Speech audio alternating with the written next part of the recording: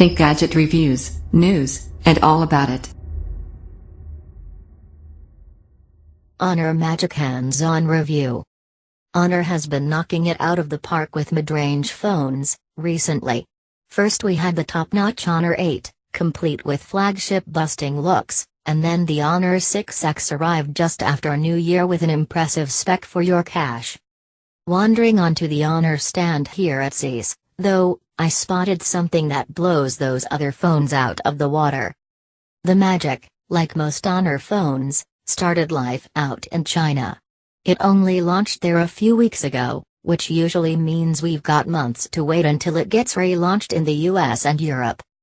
Based on what I've seen so far, though, that can't come soon enough. Sleight of hand. The Magic is the first Honor phone I've seen with properly curved glass, not just 2.5D edges. They fold in at the sides, just like Samsung's Galaxy S7 Edge, making an already thin phone look thinner. The rose gold metal frame around the edges won't be to everyone's tastes, but I was surprised how subtle it looks in the flesh. Or in the metal, as it were. There's barely room at the side for power and volume buttons, and it's so thin the SIM card tray has been shunted to the bottom of the phone, next to the headphone jack. Phew. There's USB-C charging on the bottom, too.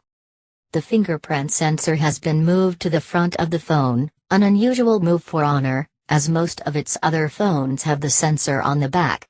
It's pill-shaped, which adds to the feeling Go Galaxy S7 Edge déjà vu. I'm not a huge fan of the all-glass back panel, though. Those twin rear cameras look a little bare without any kind of lens cover or surround, they just seem to float aimlessly in the middle of the phone. It's well equipped on the inside, with 64GB of storage and micro SD expansion, a 2900 mAh battery, fingerprint sensor and 5-in, 2560 by 1440 AMOLED screen. Which looks gorgeous in person, as you'd expect, with deep blacks and vivid colors. Eye on the prize. It's not the design that makes the Magic stand out, though, it's the AI wizardry running underneath. It can listen into your conversations and pop information on screen automatically, or only display notifications when it detects your face looking at the screen. It's a great idea, if a little creepy, but any way to win an office argument about who really scored the winner in an early 90s World Cup semi-final sounds good to me. I wasn't able to try out the tech, as it's only set to work in China at the moment, but I did try to set it up using my face.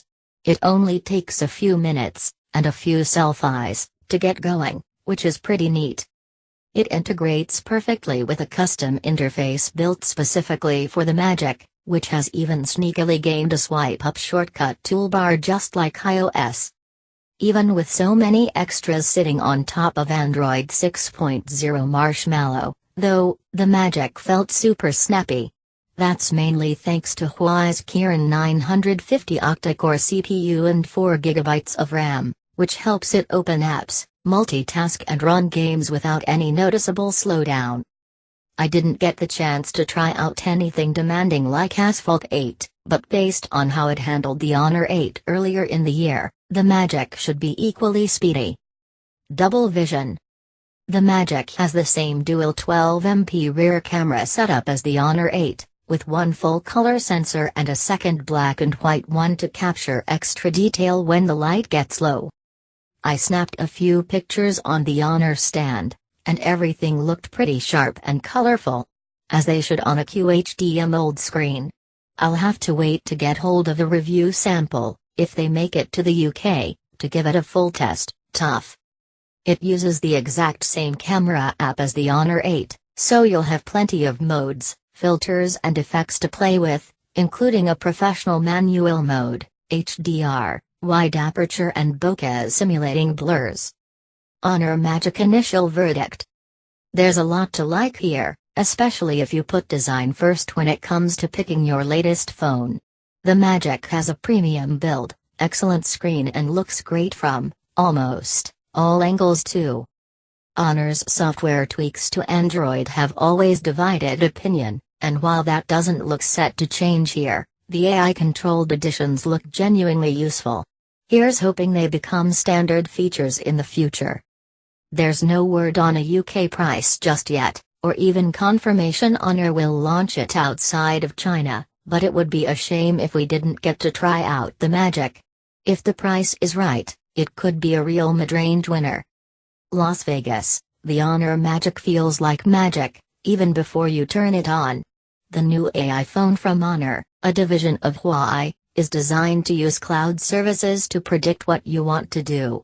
But I was blown away by its physical feel. The Honor Magic is out in China, but CES is the first chance anyone in the US gets to hold it. It has a 5-inch, Quad HD screen, a Kirin 950 processor, and dual 12-megapixel cameras.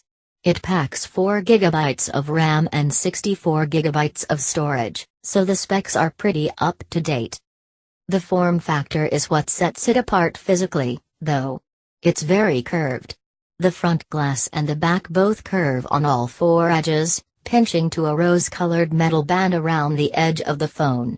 The result is a phone that's 5.75 inches high by 2.75 inches wide, narrower than most phones and a joy to hold in your hand. Honor explained some of the AI features, which are why the phone is only out in China. If you buy a train ticket and step into a train station, or buy a movie ticket and step into the movie theater, your ticket pops up. Thanks to Honor's integration with various partners, it can combine your GPS data with its knowledge about the purpose of certain locations to push out information proactively. In the future, the phone may store and recognize your habits. For instance, I listen to news radio every morning when doing the dishes. So the Magic might suggest turning on 1010 winds at the habitual time, Honor reps said. Without the cloud services, the Magic doesn't have that software magic. The one feature Honor could show me is that in a dark room, a flashlight icon pops up. Whether or not the cloud services come to the US, I hope the form factor does. The super curved, almost pinched glass and metal body really stands out. Here's to hoping that this will be the look for the upcoming Honor 9 later this year. Also this week, we got a look at the Huawei Honor 6X, which offers a lot of Android bang for your buck, besting last year's model in just about every way.